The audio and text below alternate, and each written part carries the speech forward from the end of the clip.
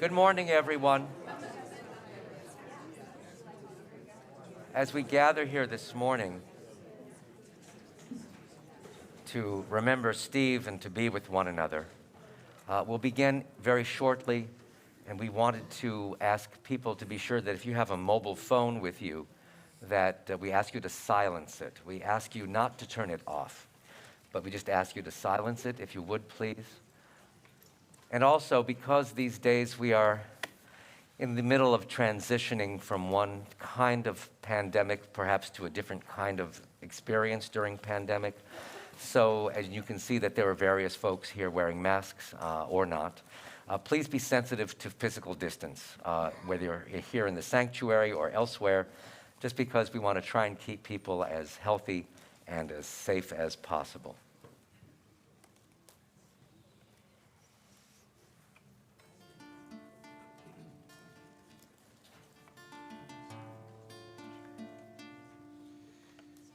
שיר למעלות, אשא עיני אל ההרים, מאין יבוא עזרי. עזרי מעם אדוני, עושה שמיים וארץ. אל ייתן למות רגליך, אל ינום שומרך, הנה לא ינום ולא יישן שומר ישראל. אדוני שומרך, אדוני צילך, על יד ימינך. יומם השמש לא יככה, וירח בלילה. אדוני ישמורך מכל רע, ישמור את נפשך. אדוני ישמור צאתך ובואך מעתה ועד עולם. מעתה ועד עולם.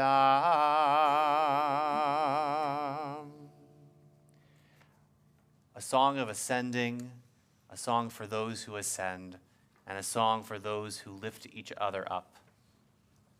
I lift my eyes toward the mountains. From where will my help come? My help is from the eternal maker of heaven and earth. God will not let your foot stumble. Your guardian does not slumber. See, the one who watches over Israel neither slumbers nor sleeps. The eternal is your guardian, your shade at your right hand. By day the sun will not strike you, nor the moon by night. The eternal will guard you from all harm, guarding your life, guarding your going and your coming, now and evermore. Good morning and shalom. And when we say shalom, not only does it mean a greeting, but it also is a wish for fullness. It is a wish for wholeness. Even at a time when our hearts are broken and our feelings are not necessarily full.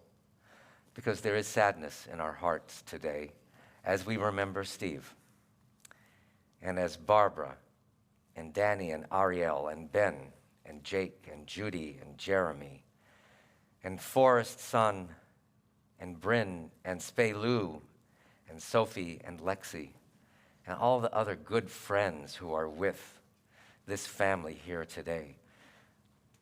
It's hard to say in a large setting, but we are with you all at this moment. We hope that this community maintains its arms about you in remembering Steve, in bringing Steve's spirit to these moments of being together, of taking what he has bequeathed to us and allowing others to benefit from all of the goodness that was part of his heart. What makes these moments meaningful is remembering his indomitable spirit, and he has bequeathed that to us. Along with his broad embrace of family and friends, it was his positive and upbeat attitude toward life that also inspires us to imitate the things that he did and to help pursue in our life our goals and maybe some of his goals in the ways that he inspires us to do so. In remembering Steve, we will recall his joy, his integrity, his optimism, and the love that he shared with family and friends, so many of whom are here today. The spirit that he implants in our hearts will continue to preserve us even in our grief. For Steve's love that united us in life and which death cannot sever, for his companionship that we shared along life's path and which continues through the tenderness of memory, for the gifts of his heart and mind that brought us joy and happiness and is now a part of a group of precious remembrances. For all these and more, we offer gratitude to the source of life and the source of joy within him and within us. As we heard the words of Psalm 121 before, as the cantor began our service this morning, we listened to the voices of other parts of sacred scripture, which brings us the ever new message of God's nearness. It tells us of our kinship with the Creator in light as in darkness, in joy as in sorrow, in life as in death. These are words from Psalm 15, or this is really all of Psalm 15 from the Hebrew Bible. Perhaps we will see part of Steve as we hear these words. A psalm of David, eternal God, who may live in your tent? Who may dwell in your holy mountain? They who live without blame, who do what is right, whose hearts acknowledge the truth, whose tongues are not given to evil, who have never done harm to others or borne reproach for their neighbors, for whom cruelty is repugnant, but who honor those who fear God, who stand by their oaths even to their detriment, who have never lent money at interest or accepted a bribe against the innocent. They who live in this way shall never be shaken. This is the 23rd Psalm in Hebrew and in English. Mizmor LeDavid. Adonai ro'i lo echsar bin odesheyar vitzeni al mei menuchot yenach aleini nafshi yeshovei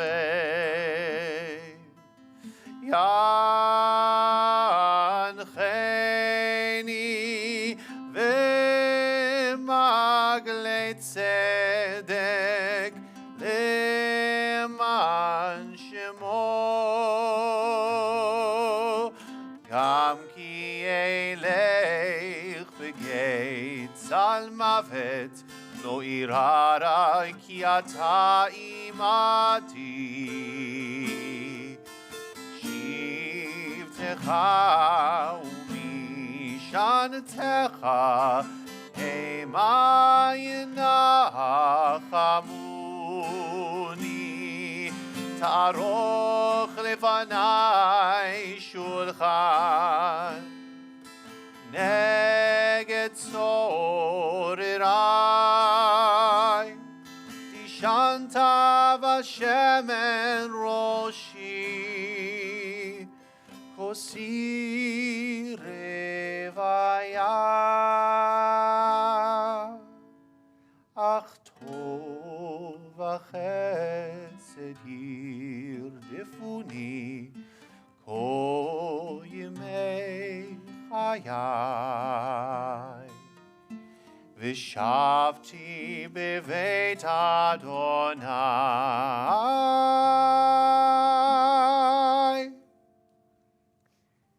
Le'orech yamim.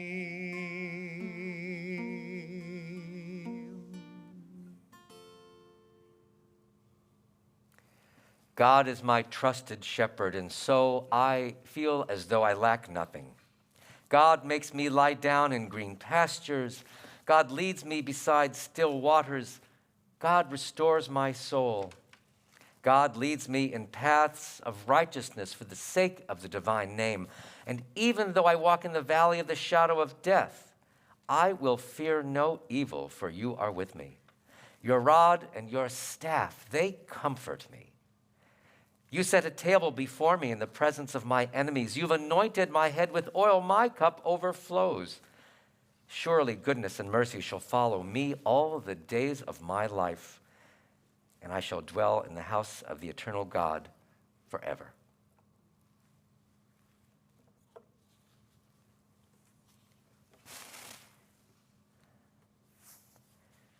The word eulogy comes to us from Greek, and it means good words.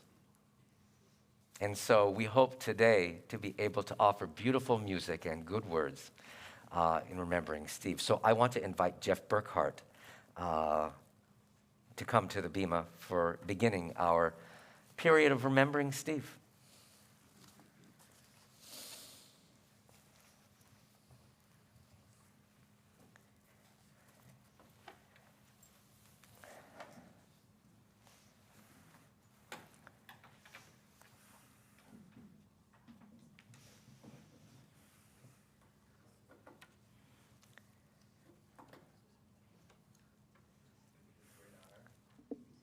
Hello. It's a great honor to be able to share a couple of songs with you that Steve requested.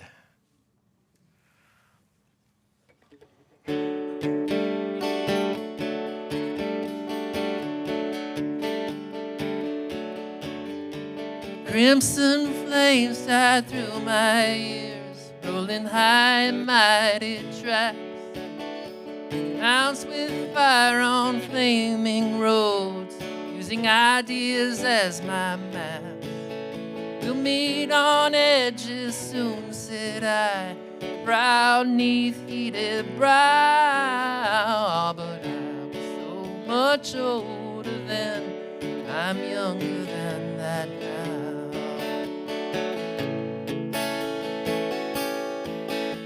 Half-racked prejudice leaped forth, ripped down all hate I scream.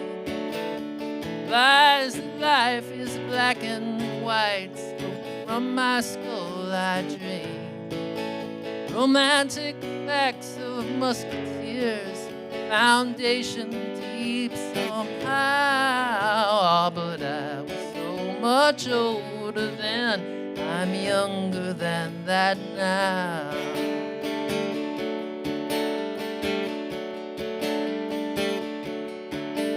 Girls' faces form the forward path from phony jealousy to memorizing politics of ancient history, flung down by corpse evangelists, unthought of those somehow. But I was so much older then, I'm younger than that now.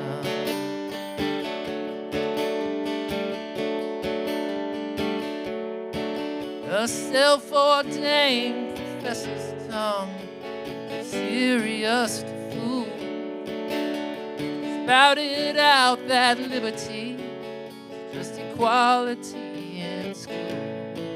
Equality, I spoke the word as if a wedding vow. But I was so much older then, I'm younger than that now.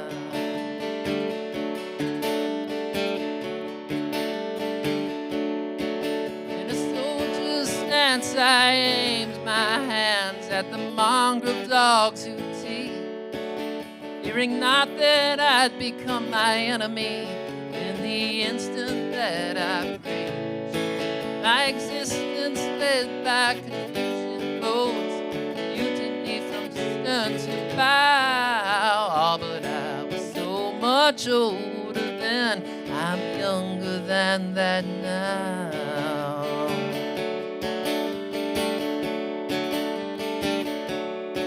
Yes, my guard stood hard when abstract threats too noble to neglect deceived me into thinking I had something to protect.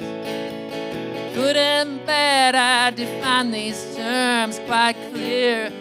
No doubt somehow, but I was so much older then, I'm younger than that now.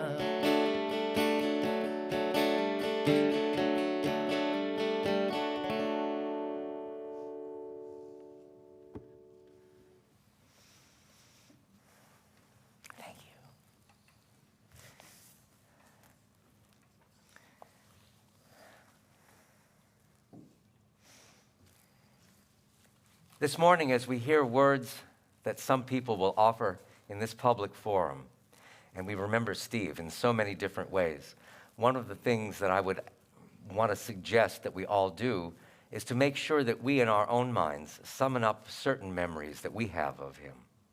And not because they will only keep us warm, but because at some point during the day we may have the opportunity to share them with Steve's family. Because they may not know what you know. You have memories that they need to hear. So as things are said here this morning, it may trigger a thought, it may trigger a memory that you have, and so I would really want to have you do that and share that with Steve's family in the course of the day. On this day of remembrance, I want to begin by considering some words from a beautiful medieval liturgical poem we have in our tradition.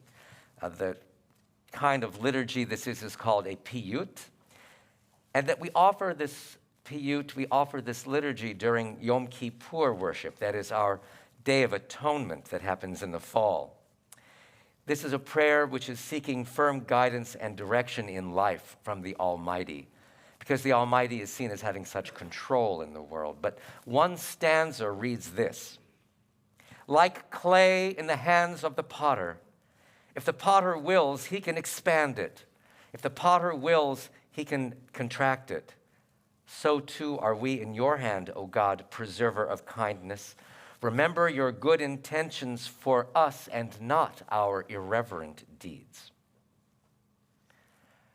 So if we have that image in our mind of a potter, someone who is manipulating clay, someone who has a wheel before them, and they're building and decreasing. I don't know the technical terms for throwing a pot. I know that word, I think, and that might be old-fashioned. But I consider the hundreds of souls that Steve Fleischman molded throughout his lifetime, leaving his unmistakable and indelible mark on humanity. And his intention for them was always for good. It was for their development, their advancement, their own blossoming. I don't know whether Steve ever viewed himself as that figurative potter in that poem, even though he was, as many of us know, an actual potter in his life. But I think that Steve had, as Dan Fogelberg sang, a gentle way of sculpting souls. And they and we are all the better for it. At the potter's wheel, Steve could take a piece of clay and mold it into something beautiful, and so he could do with the figurative clay before him as well. He found the talents of others, molded them with his love, with kindness and firm direction, forgave them their faults, and built them up with respect, direction, and love. Steve knew what the world contained. Anything and everything, from the unpleasant to the wholesome, from difficult matters to humanity's sublime and wondrous experiences. Steve understood and accepted this full spectrum of purpose and challenge in the world. He approached life with dedication to his task and a cheerful confidence and buoyancy that were unbounded. And he knew that his role was not to accept the difficulties and just leave it at that, but to find ways to repair the difficulties, to address them, to renew them, and to elevate the world and its people to higher levels of achievement. During his life, there were no more inspiring entities than his family, those people whom he had around him and those people who then he chose to have around him. Beginning with his father, who suddenly died of a heart attack when Steve was 13. But Steve had always looked up to him and found a role model who inspired greatness and whose integrity Steve viewed as impeccable.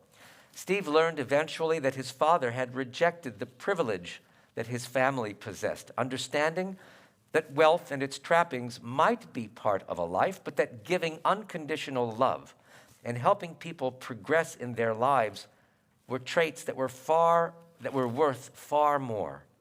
He also learned later in life, when the story could be told, of his father's membership and connection to what's come to be known as the Ritchie Boys, the group of 20,000 Americans, specially trained soldiers during World War II, who performed acts of something that was new for its day, intelligence work for the Army. During his youth, his father and his mother, though, invited into their home artists and musicians who provided to Steve a view of the potential for human creativity, something that compelled him toward his own sense of beauty. His sister Judy tells me as well that literature, theater, music of many varieties, especially folk music, as well as the visual arts, were held in a place of high esteem in their home. And Steve was certainly the beneficiary of the wisdom of his parents, who created this atmosphere of openness, creativity, and advancement. Steve felt himself tremendously fortunate when he found a willing partner in Barbara, a fellow student at the University of Wisconsin. Steve once told me of his deep love and respect for her and all that she was doing for him, especially in this last year of his life. But that was a 43-year-old marriage, and the relationship might have been even longer. Their shared interest in adventuring led them to many countries in the world. Their shared connections through art and food led them to travels in France and Italy. They had been creating and thriving in one another's love, and he is eternally grateful for the kindness, Barbara, that you show him. He has also been enamored with the honesty, grit, and courage of their 3 sons. Each with his unique story and pathway has been an inspiration to Steve. And although every parent's adventure through life is filled with challenge and potential, the loving presence of Danny, Ben, and Jake reminded him daily of his love of facing and conquering challenges, of his helping every person finding their individual key to success, and of his seeking reciprocal love and respect that grows within a family.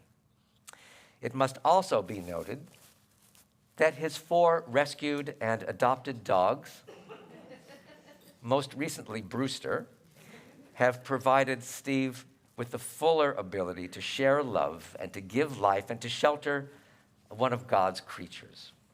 His canine companions were always ready to return the affection and warmth, especially Brewster in these last few days of Steve's life. Within his circle of family, then within his circle of friends and professional associates, he, on the one hand, early in life, found himself mentors who showed him the wisdom and the way to improve his own life. He understood somehow that one needed others around him. One needed companions and allies along the way. And he recognized moments when, for example, his high school arts teacher saw Steve's talents and pushed him in that direction. And then his friend Jeremy, Judy's husband, became Steve's friend and then mentor. These and others influenced him for good. He always will be appreciative of that. For all of you who are fortunate to know Steve and to love Steve, it is likely that you were drawn in by his many personal character traits. As I mentioned before, he had boundless optimism for his projects and his passions, from the time he began to throw pots and other ceramic items to his later keen eye for other kinds of fine arts that he developed through education and through his professional experiences. He developed a core of ethical eminence and integrity that led him to many acts of kindness and generosity, especially then in mentoring others and developing not simply transactional relationships, but meaningful encounters, and in helping society promote art as a way of elevating itself. He had a knack for achieving important goals without self-focus. His ability to be, on the one hand, an expert and an authority, and on the other hand, humble and self-effacing, led others to marvel at his magnanimous ways in the world of art, which is sometimes a place filled with talented and those who are larger than life, let us say. But he worked with humility and unpretentiousness, allowing others to shine in their own limelight. And he was content to be in the background, supporting and encouraging them, because that's the way that he showed how humanity progresses. I wanted to offer just a few comments from the Caring Bridge page that were related to me by Steve's family. Perhaps this just shows something about who he is viewed to be. Steve knew and understood art. He knew and understood people, and he knew and understood love. A life well lived. Next comment. Steve taught me so much over the years. His primary lesson was to be kind. And the last comment, he chose his day. I assume that means the day that he passed away. He chose his day. Brilliant sunshine, diamond crystal cold, a work of art he. More on that day in a moment. His grounding in the visual world allowed him to perceive things in ways that others could not.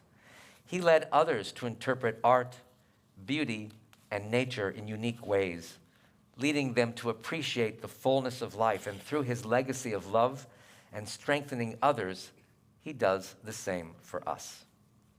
I am told that in his last few precious moments of life, Steve, who was at home and comfortable in bed with Brewster and Barbara and the rest of his family who were lovingly able to be with him, peered outside at all of the snow that fell last Friday.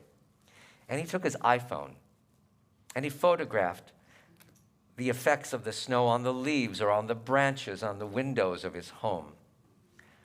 These final images, perceived in his eye and preserved in his camera, of the grand yet powerful and beautiful views of nature, those were truly ones that pleased him at that time. And in that time, at that moment, he might have fulfilled a great desire of his to preserve those views for himself as long as he could hold on to them, and then for us as well. I'd like to invite Josh Konstam to please join us on the bema.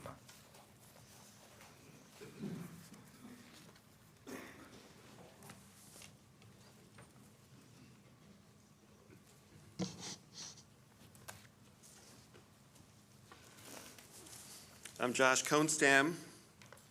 It's nice to be back at Bethel, where we celebrated 3 wonderful Cass Fleischman events. These are excerpts from one of 7 essays Steve set out to complete in his final months. 3 were completed. Titled "No Credentials Required," he relives his formative experiences at the Walker Art Center in Minneapolis. My graduate degree courses were finished at the University of Wisconsin-Madison Center for the Arts Administration. I had studied with a gregarious but enigmatic professor named Al Prevey. He was the master of one-on-one conversation, but between drinks and repartee, you always left uncertain what had been decided. Trent Myers, a young curator at the Madison Art Center, had informed me about an opening at the Walker and put in a good word with his Minneapolis connections. It was clandestinely titled Special Assistant to the Director. Trent spoke highly of his time at the Walker, but cautioned me that the museum director referenced in the job title was demanding and tightly wound. The position had been advertised and remained unfilled 2 years into the search. Many of my fellow graduate students had already accepted job offers, and Barbara, my future wife, was beginning to look at jobs in El Paso. and other destinations that made me shudder. It was a foregone conclusion that we would move together to the location of the first to land a job, so red flags be damned, I submitted my application to the Walker. At the appointed hour, I walked across Hennepin Avenue and Vinland Place to the Walker's visitor entrance. I was shepherded to the security station dubbed Control and issued a visitor pass. I thought Maxwell Smart would have been proud. Then I was led to Gallery 6 offices and housed the curatorial staff. I was brought into the director's office where one of David Hockney's midnight paper pools held court near a round marble table. Martin Friedman looked up and asked me to sit down. His sideways glances and let's get on with it demeanor suggested that he wasn't expecting much. Maybe it was the parade of disappointing candidates that had trooped through. Looking back, I can understand why the son of a tailor and a fashionable dresser would have been underwhelmed. I was in a bulky, three-piece, olive green corduroy suit. To this day, I question how I could have shown up for a job interview wearing it. We talked for about an hour, and all I remember him saying was, "Don't you have more museum experience?" As if I could simply invent some. The conversation must have gone better than I realized. He suddenly pivoted, grabbed his blazer, and said we would continue our discussion over lunch at the Minneapolis Club with the Walker's administrator, Don Borman. The club, which has a doppelganger in every large city, was big on wood trim and men in suits and weak on the menu.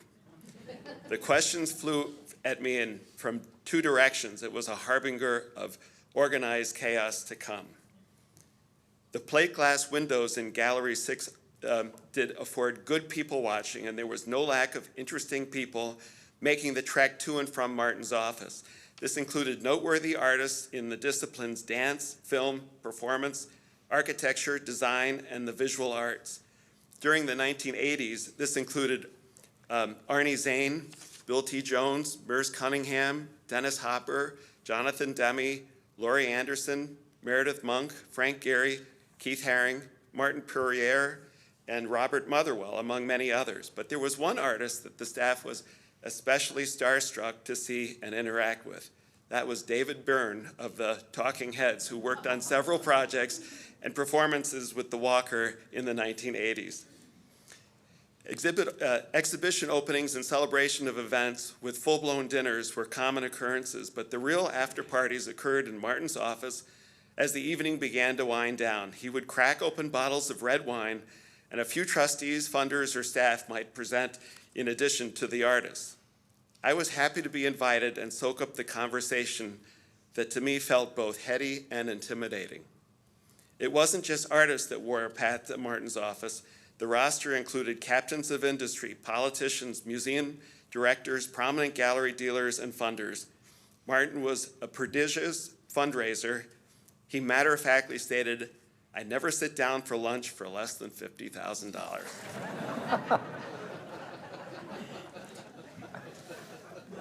Much to Frederick Wiseman's credit, he was an early fan of Klaus Oldenburg and Koje van Bruggen's proposal for Spoon Bridge and Cherry.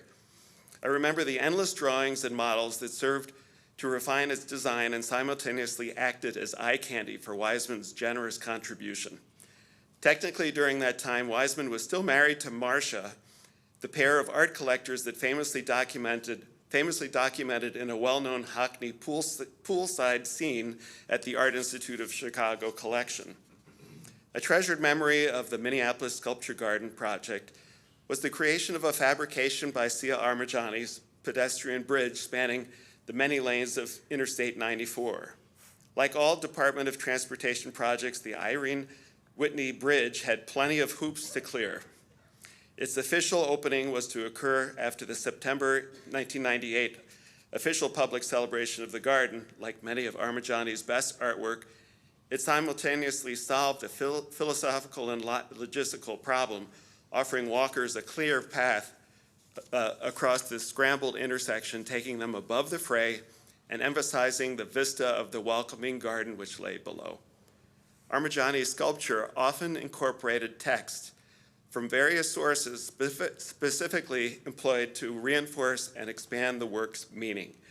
In 1988, Sia and Martin agreed, the latter a bit reluctantly, as $10,000 was quite a sum for a short text, to commission the noted American poet John Ashbery to create a poem that would be embedded directly into the Irene Hickson Whitney Bridge for pedestrians to experience as they moved in both directions across its upper reaches.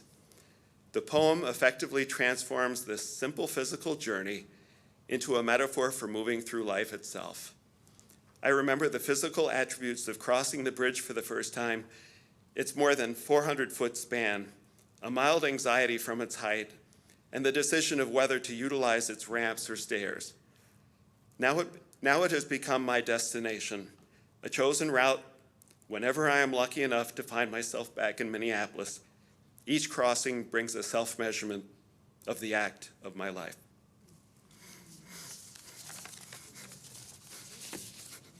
We'll miss you, Steve. So we'd like now to invite to the bema Jim Yaley.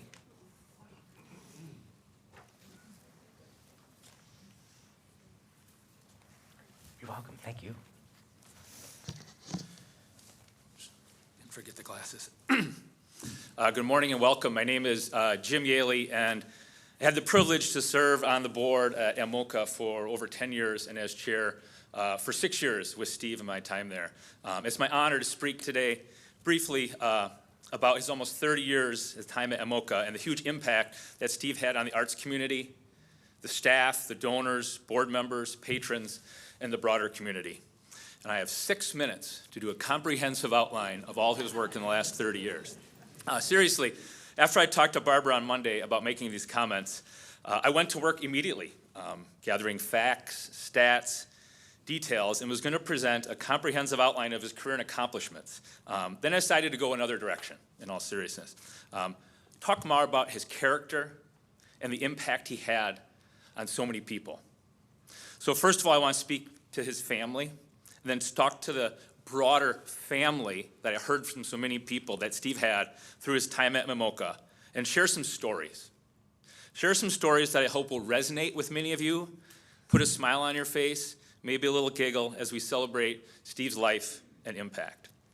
First, to Barbara, Danny, Ben, and Jake, thank you. Thank you for sharing your husband and father with us and the broader community through his time at MOCA. We're all better people because of our time with Steve. There are certain people in our lives that we meet that truly make a difference and shape ourselves. And as I talked to many people and reflected personally, that was Steve. It was very apparent, and it was true in so many people more than you can imagine. And as Rabbi said earlier, my comments right here, I hope you have a chance to meet many of these people over the next few days, and let's share those stories of our memories and fondness of Steve. I want you to hear it firsthand about your dad and husband and the work and comments he had. Chills and tremoring are okay, I'm just realizing right now. So a couple as I go through, so work accomplishments. Let's hit on a few of those, but a lot of those are recorded in the record. So a few facts and stats. Elevating arts in the Madison community, hands down, cannot be denied. Changing the name from the Madison Arts Center to MOCA. Broadening the scope of exhibitions to regional, national, and international scope. Increasing the number of works in the permanent collection, from 4,000 to 5,500 plus collections, probably more even today. Spearheading exhibitions that led to major acquisitions for the museum collection and publications, the work he did, that added depth to the museum's contribution to scholarship. He established and grew the value of the foundation, the endowment, with multi-million-dollar donations. Maybe those were lunches where you don't sit for less than $50,000 over your head, so he learned that. We established the Stephen Fleischman Lectureship, which will go on into perpetuity. We started that in spring of 2016 with Cesar Pelli being the first speaker. His start, and it's kind of interesting as you talk to people, his start was at the art fair in the square, which, as we all know, Steve, in his time, did 30 art fairs on the square. And yes, for those who know us, we would find him hiding behind a beer tent, grilling. That's what he liked to do. I think he wanted to be with the team. Yeah, the smiles from the front, too. It was amazing what he did. Secondly, connections and relationships with the artists and the collectors. His relationships and networks benefited the museum with donations of world-renowned artwork.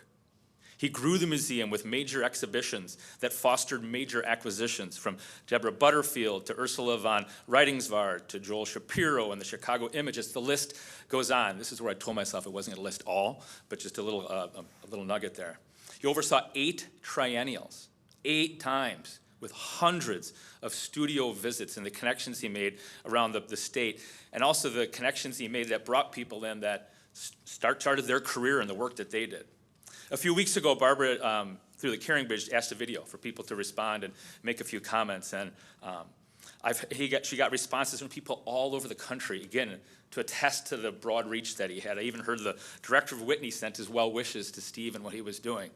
A comment I found from an artist about Steve, and I appreciate this one, was he was not a director that had one eye to the museum and one eye on their next museum. Steve's heart, I think, was with Madison in the work here. He was not looking beyond what he had in front of him. Also heard much of his relationship with Martin Friedman, his mentor and friend. And the example I heard is how what Steve learned from him, then he continued on, and individuals who had that friendship and mentorship from Steve that led to success in their careers. Another point, the new building that opened in 2006, the work that Steve did. I met Steve in 2000 for the first time on the design of that, with the work that I did. And we opened it in 2006. For those of you there, remember we were sitting in a beautiful lobby like this, and the fire alarm went off. And as the builder, kind of had a little bit to do with that. Steve looked at me, I looked at him. There was fear in both our eyes. Then the firemen with the axes came in, and we took care of it. But another memory of my time with Steve. He would never let me forget that one. Next nugget, I want to talk about just his care and nurture with donors. The work he did to continue to have that connection at the museum. A story I would hear, he had a specific donor where, Steve would do anything for people, and he would make, I don't think he made them, I think he bought them, specific, maybe not, cookies that he took to one of his donors on a monthly basis and brought them to her. In fact, he often would also take this individual out on, with their wheelchair, which was electric most of the time. It didn't work one day. I heard a story about pushing it uphill, apparently, but anything he would do. Also took donors to baseball games. Also heard stories where those baseball games led to say, hey, while we're out, could we swing by the grocery store? And you know what Steve did? Absolutely, what would you like? But those relationships also led to funding for exhibitions, acquisitions. And Steve didn't do it because of that. He did it because he cared. That was just another benefit of his time. I'm getting there. A couple things. Now, I want to share a few stories. I want to talk about relationship with the staff and then with the board. And the best ways to do this is to have a couple quotes. So with the staff, in 2012, as board chair, we did an evaluation of Steve's performance, which I didn't feel I was really qualified to do, but I got to say, we talked to people and got some comments. So in 2012, here's a comment from the staff. He makes a point to recognize interns and part-time staff as important members of the team and is aware of the value of volunteers and what they contribute to the organization. It was never boss and workers. It was family. Steve was the head of the household. We all had disagreement. We had disagreements, different opinions, but we always remained a family, committed to the common goal of the organization. Another comment, the main thing I keep coming back about Steve is the way he built and nurtured relationships. As I have talked to friends and former colleagues over the last days, they always mention the MOCA family. And that's what Steve was how it was with Steve at the helm, a family. Valued, supported, encouraged, and truly believed in the staff, volunteers, board members, and donors. He even supported some of our wacky ideas, even if it meant bringing spinning bicycles into the lobby of the museum to raise funds. He would listen to what we had to say. He was generous and thoughtful with his time for any endeavor that brought people into the museum. From grilling burgers at the annual volunteer event to hosting behind-the-scene tours for small groups of community members, which always included the special time to go into the vault, and ensuring there's unique and rich learning opportunities at every board meeting. Another comment from a staff member, people mention Steve's legacy of building MOCA into a broadly admired and financially secure institution. Correct. Watching behind the scenes, I saw him work towards this end brick by brick. In a culture that cherishes heroes and villains, the dramatic, the latest, and the unexpected, Steve's museum was informative, inclusive, and respectful. His work style was pragmatic and calm, and if his feathers were ruffled, as they must have been occasionally, I never saw it.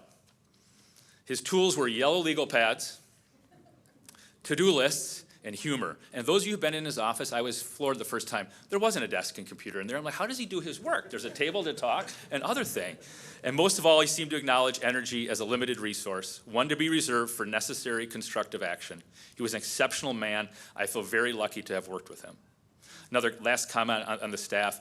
He always made the museum a family. He created that environment. In fact, someone shared 2 days before Steve passed, he sent him a text, a long text, he admitted, expressing his feelings and appreciation. And be it Steve, within the hour, Steve responded with a thoughtful response to this individual, even to his last days, making impact on people. Last piece here, relationship with the board, some comments again from that 2012. Truly ideal for the job as director of MOCA.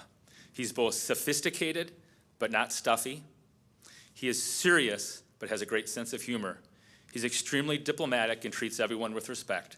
Programs are top-notch, and some are comfortable for South Central Wisconsin, and some challenge us.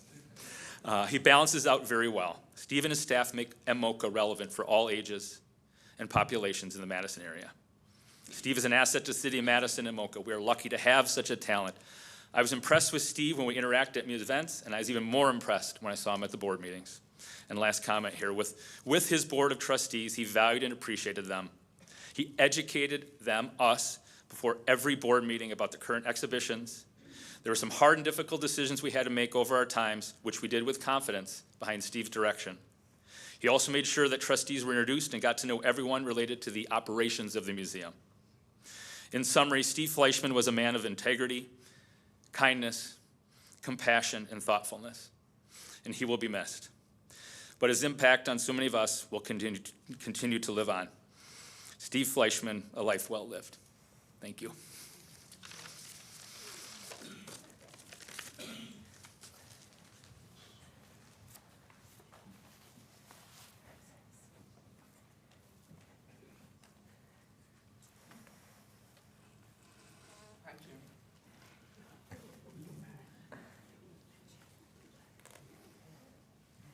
You guys are next. Do you want to come up? Are you coming up, three of them? Do you want to come up? Yeah. Okay. Come on. So we're going to invite Danny, Jake, and Ben to come up now. Along with Ariel. Good.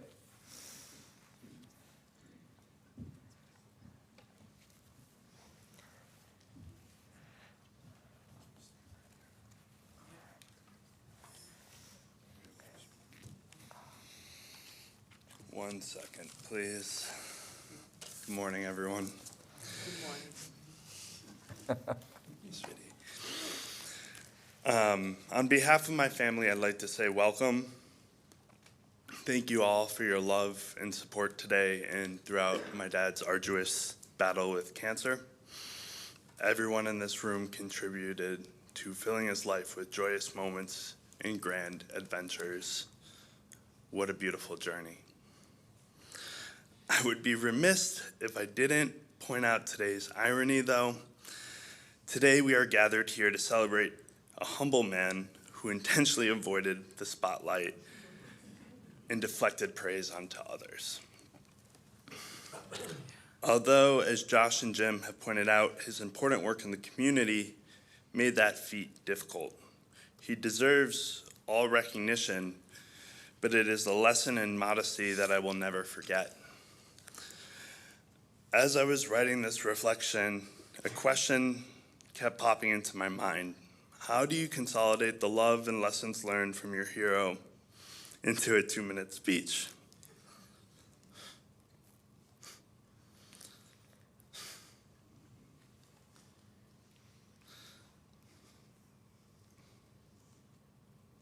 My realization is I, at this moment, cannot.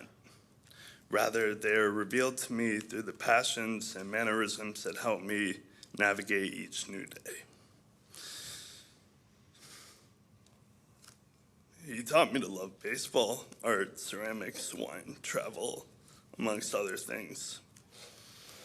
I've inherited much, and I'm so grateful for the time I've had. Today, it is the mundane moments that I remember most vividly. Drives in the car after baseball games, strolling through museums, eating split pea soup at Nick's, studying in his office at MOCA, which became almost a daily occurrence, and his frequent sayings of someone has to do it, or it's better to be lucky than good. But sometimes our luck runs out.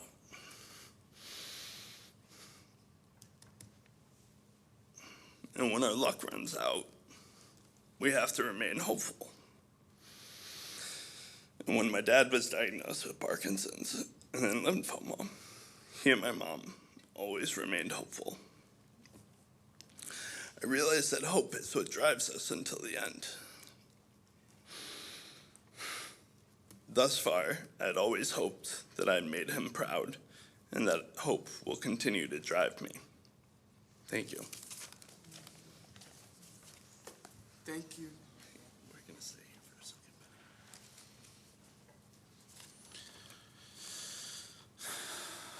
So, this is called The Man, the Myth, and the Legend, and there's a reason why it's called this, is because he was given these shirts that he absolutely hated, and he was forced to wear them. Kind of sums it all up in a way. My father imbued integrity, compassion, and justice into his family, the community, and the world of art. Art was a part of him, but he was a masterpiece that embodied beauty and honesty. Many of you may see him as a prominent man in the art community, but I saw him as my Superman father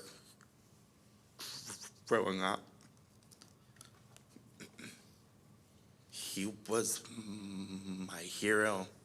He is my light that shines in the darkest hours of night. That person who fought until his very last breath. He was a man of great humility and often downplayed his achievements, instead focusing on what could be improved and ways in which he could make the world a better place. My father never settled for mediocrity, and there were no limits. He arduously lowered the barriers and fought for others. He loved deeply and even cared even more. My dad loved Neil Young, and a quote that best describes him is, "It's better to burn out than it is to rust." He had impeccable timing with handling complex decisions or offering sage advice in the face of adversity. He loved us all deeply and inspired me to love as deeply as my soul will allow. Thank you, Dad. He was always ahead of the curve and was by far the most stylish person I knew. He had an impeccable taste. I still find myself trying to replicate things I love about him. He was a hunk. My father was selective with his words, and each sentence carried massive weight. In the future, when faced with a hard decision, I will ask him what he would have me do. Dad, your wonderful attributes permeate my soul and will forever have a lasting impact on what I do and how I will conduct myself. Dad, I will miss our movie nights, some of the ones that I pretended to like. our trips to New England and hearing about all those little things I never knew about you. The little things have suddenly become the very big things. May your soul be a blessing, such as your life was a gift to us all. Certainly, your memory will be ingrained in our hearts and minds forever, and your profound impact will be felt for generations to come. I love you, my sweet dad.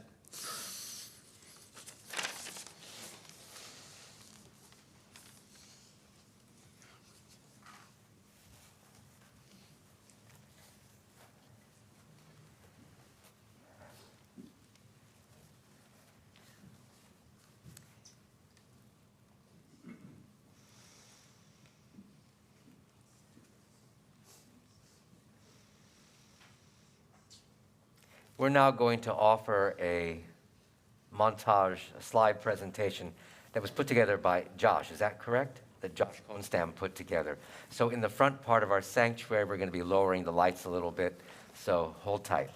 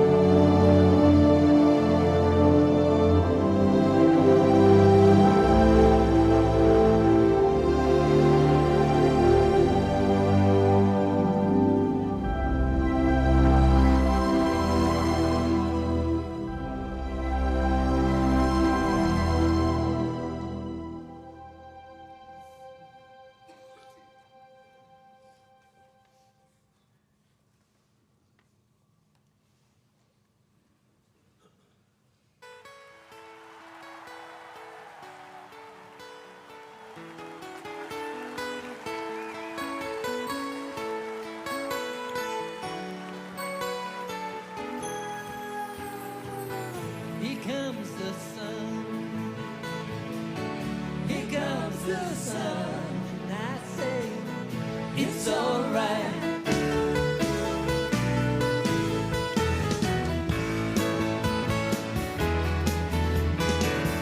Little darling, it's been a long, cold, lonely winter. Little darling, it seems like years since it's been clear. Here comes the sun. Here comes the sun. And I say, it's alright.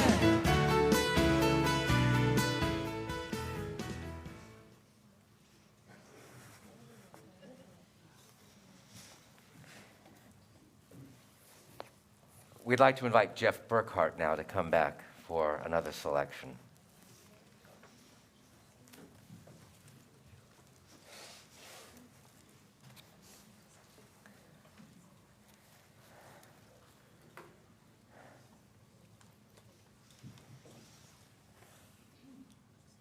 Steve had great taste in music. And this is a song by one of his heroes, I am assuming, John Prine.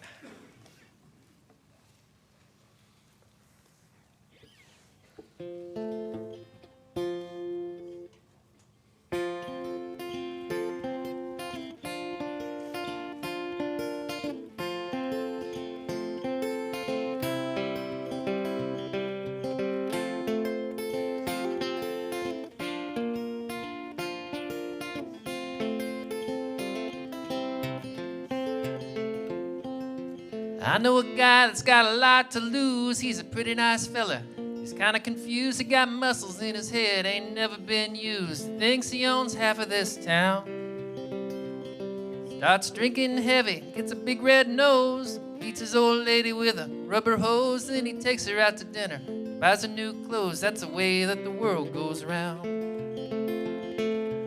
That's the way that the world goes round. You're up one day, next you're down. It's a half an inch of water. You think you're gonna drown. That's the way that the world goes round.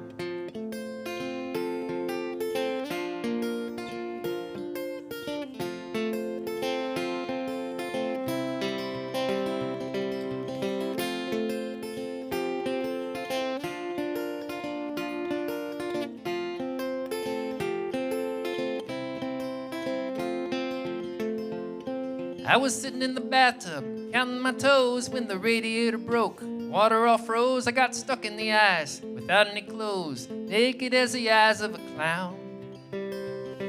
I was crying ice cubes, hoping I'd croak when the sun come through the window. The ice all broke, I stood up and laughed, and I thought it was a joke. That's the way that the world goes round. That's the way that the world goes round. You're up one day, the next you're down. It's a half an inch of water. You think you're gonna drown. That's the way that the world goes round. That's the way that the world goes round. That's the way that the world goes round.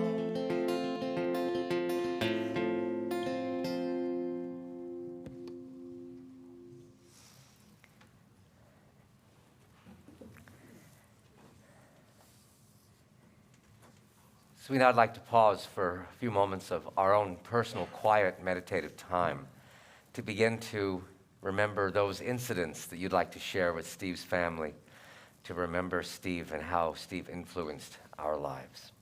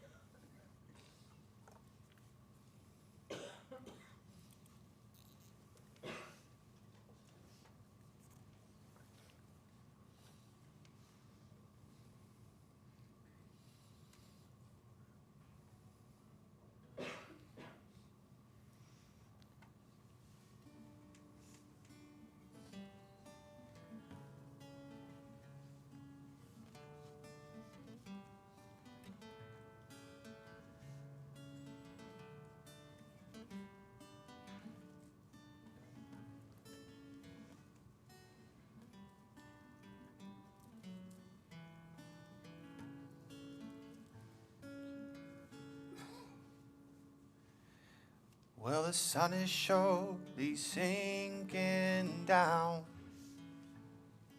and the moon is slowly rising.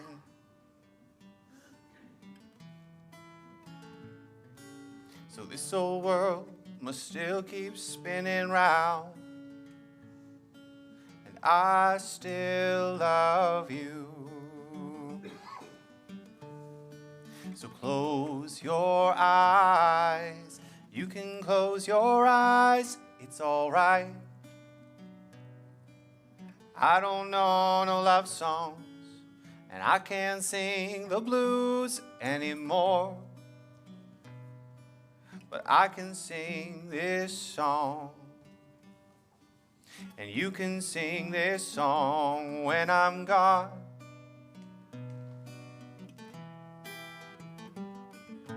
Won't be long before another day. We're gonna have a good time. No one's gonna take that time away. You can stay as long as you like. So close your eyes. You can close your eyes. It's alright. I don't know no love songs, and I can't sing the blues anymore,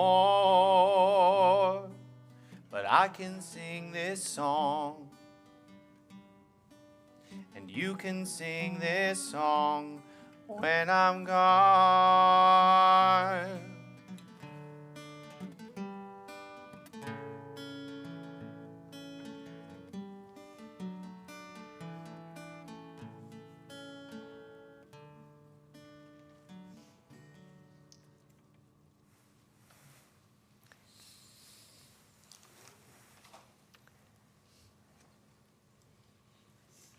This concluding section of our service today is called Prayers of Committal.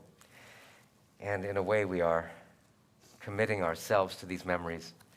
So continue to have these memories and to act on these memories.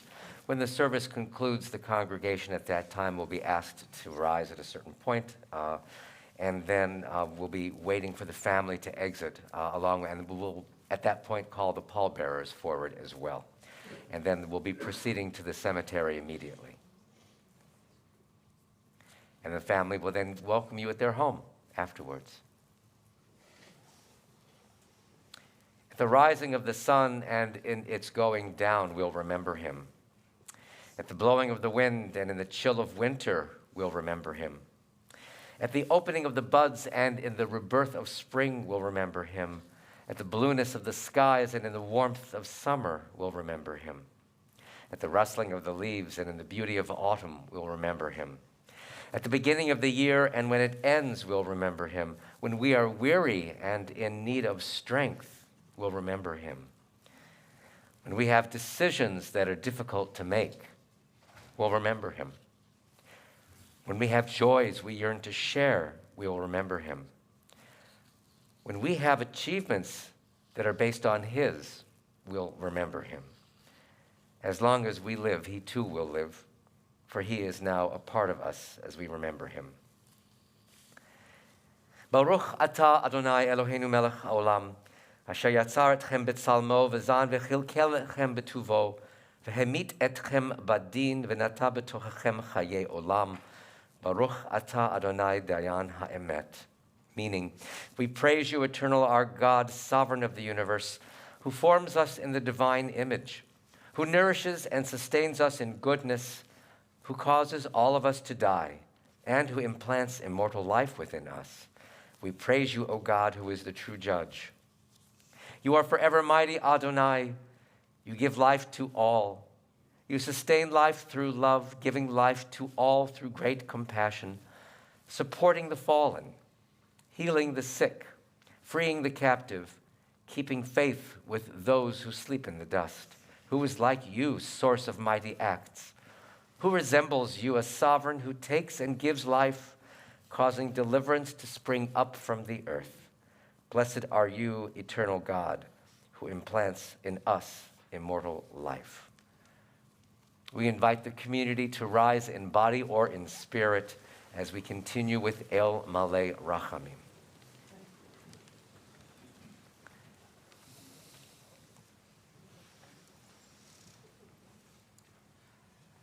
El Malei, Malei Rachamim,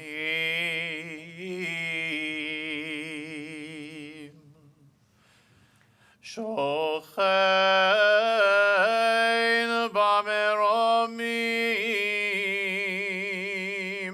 Hamitzei Menucha Nechona, תחת כנפי השכינה,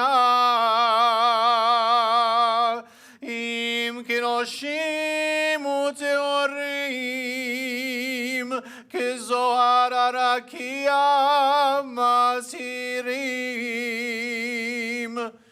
את נשמת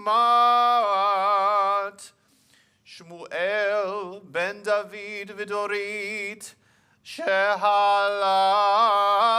לעולמו, בעל הרחמים יסירהו בסתר כנפיו לעולמים, ויצרור בצרור החיים את נשמתו.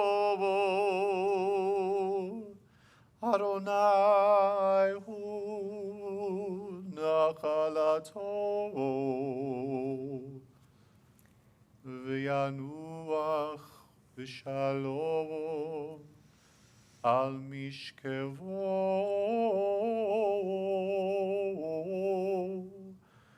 ונאמר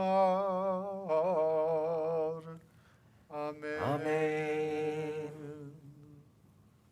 O God, full of compassion, eternal Spirit of the universe, grant perfect rest in your sheltering presence along with all the righteous and holy ones to Stephen Fleischman, Shmuel ben David Vidorit, our loved one who has entered eternity. O God of mercy, let him find refuge forever in the shadow of your wings, and let his soul be bound up in the bond of everlasting life. God is his inheritance. May he rest in peace. And we say, Amen. Amen. We'd like to invite the pallbearers, please, to come forward.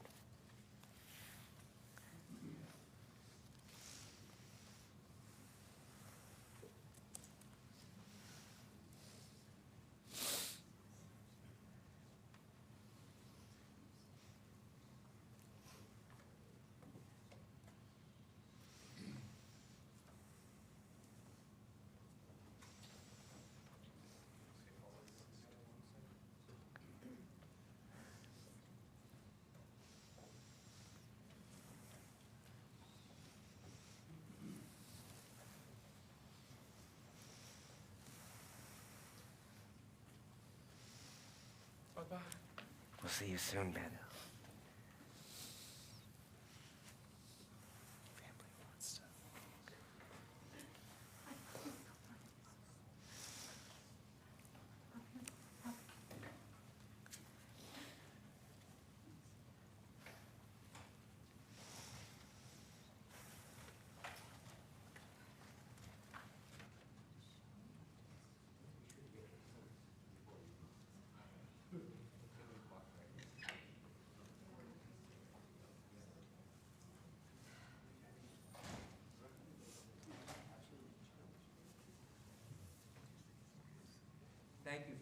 Thank you, friends, for being here today. Again, we're heading to the cemetery now, and I don't know if the funeral home has any particular instructions for us, but if you'd like to come to the cemetery, I guess that's okay, that we'll be going in a procession beginning outside in the front of our building, and then we'll be welcoming one another back at the Fleischman home afterwards.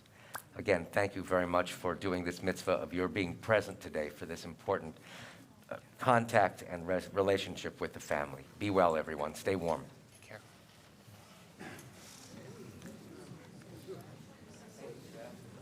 Thank you for being here. Yeah. You as well. As you said, he had very good taste. John?